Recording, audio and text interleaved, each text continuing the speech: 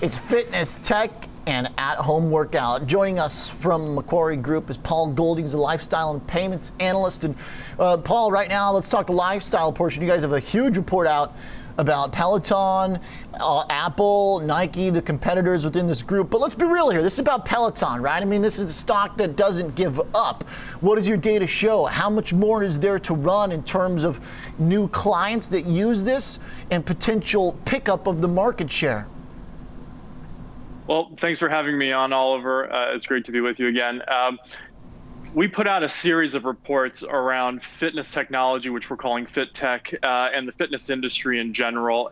Certainly, Peloton is a large component of this content and the push to move fitness to virtual interactive in-home platforms. But we also discuss other platforms that have been gaining momentum. We talk about what's on the horizon for interactive fitness, including gamification platforms, which is where you work out and it is simulated as a game with an avatar, as well as the burgeoning space of VR fitness. There are some platforms out there doing work around that as well and seeing some good feedback. So certainly a great story and backdrop for Peloton, which we took the target price up from 125 to 150 this morning.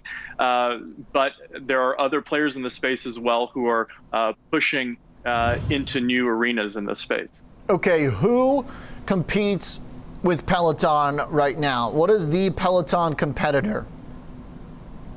Well, it could be across a different vertical, or it could be in the same vertical. When we talk about verticals, we can talk about spin bikes, we can talk about treadmills, we can talk about strength. There are some private platforms out there like Tonal and Tempo that are doing work around strength training and high-intensity interval floor exercises. Peloton has its own suite of boot camp and high-intensity interval archive classes. And then you look at others like Echelon, who are doing lower-priced bikes. You can look at Equinox Group and the Precision Run tread that is slated to come out at some point, as well as the Soul bike that came out recently and was launched nationally. So the landscape is not lacking potential competitors, but Peloton has so much scale, brand recognition, and the quality associated with the name that they have a significant head start in our view. Okay, now iFit is another brand. This is not Apple. This is iFit, which makes a lot of the machines folks might see either in their gym or I know that in my building we've got some of these machines in there too.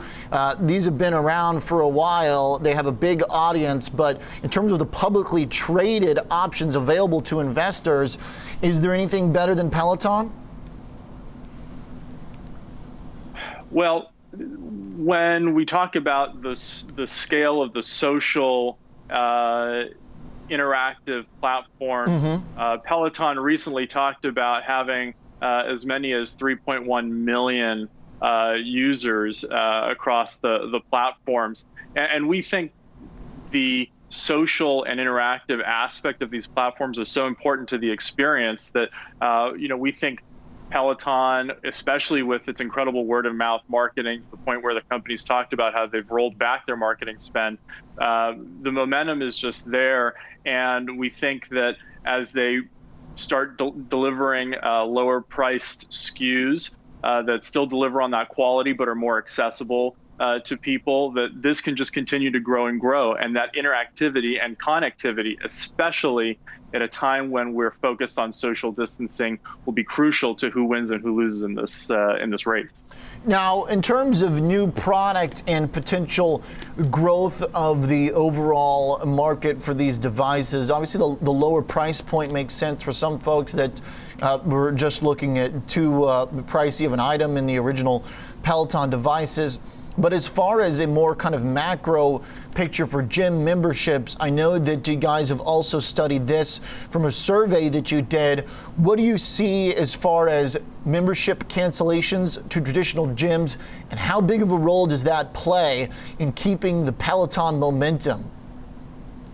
Sure. So we did conduct a proprietary 500-person survey in our research to try to understand brick and mortar gym intent And as you're showing right now on the screen, approximately 28% of the respondents with gym memberships were considering canceling in the next 60 days. That's anything that wasn't not likely to cancel. Okay. So 28% would still be material attrition left to go if that were to come to fruition for brick and mortar gyms. And so for us, this then begs the question of, well, what are the alternatives? And so part of our survey also included the ideal breakup of how you would structure your fitness lifestyle. And a significant amount of respondents said that a low price gym to complement an at-home platform would be their ideal. And so that's where we talk about Planet Fitness and how we like Planet Fitness, and we see it as a beneficiary of this gym consolidation that's been happening in brick and mortar, as the reciprocity of Planet Fitness, the low cost and the judgment-free philosophy come into play as far as facilitating strength equipment use and other forms of physical gym exercise. Okay, so it doesn't have to be a zero-sum game if the overall cost for the gym is affordable, as Planet Fitness has done well over the last few years. So I like that point that this doesn't necessarily have to require a bunch of people leaving the gym. That being said, though, Paul, it seems like part of the other assumption the market right now is making is that maybe this quarantine situation is going to be fairly long lasting. You had another question in your survey about who's considering signing up for a new membership, and this was vastly skewed towards not signing up for a new membership. I don't know if you've ever done a survey like this before, but I imagine it's usually not as high as 86% not likely. So you guys asked the question, how likely are you to sign up for physical location? 86% said not likely. If that turns out to be significantly lower than that and people do sign up for gyms, or the gyms are able to be signed up for because we reopen, this is still, I keep coming back to Peloton, which is how much of it is priced to like perfection right now?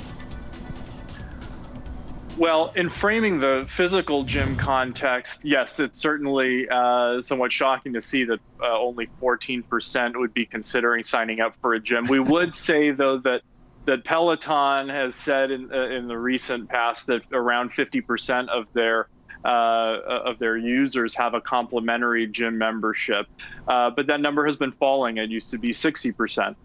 So certainly trending downwards on the complimentary gym option there. But Peloton certainly is poised to benefit regardless of what happens with brick and mortar gym memberships, poised to benefit from any unfortunate prolonged quarantine situation or COVID persistence. And again, as we mentioned before, this comes back to the social connectivity that you can get from a virtual in-home platform when you're talking about a platform like Peloton and some others in the space.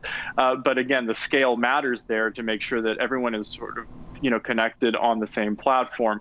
So as far as where this could go, we see certainly that the demand has been outstripping the supply to some extent in the recent past, as the delivery window at Peloton was growing and had become extended beyond the typical range. As they catch up, that has been shrinking, and there's more output capacity that is expected to come online for the second half of the fiscal year for them as they bring a new factory online in Taiwan.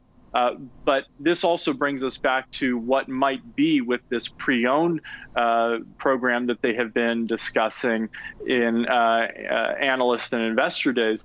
The pre-owned potential is not just to sell more bikes, it's to complement the output capacity and bring in new subscribers, which in essence is the long-term revenue generating and margin generating business. So for us, as we said in our most recent report this morning, the certified pre-owned program potential is very interesting as far as lifting that production cap off of their supply chain. Paul, I've got like all this information. I got one more for you. Appreciate the deep dive here, which is about whether or not, I don't know if you guys have thought about this, I'm sure somebody on your team has, but I look at this next chart, which is about the fitness brands, the overall recognition of the kind of whole suite.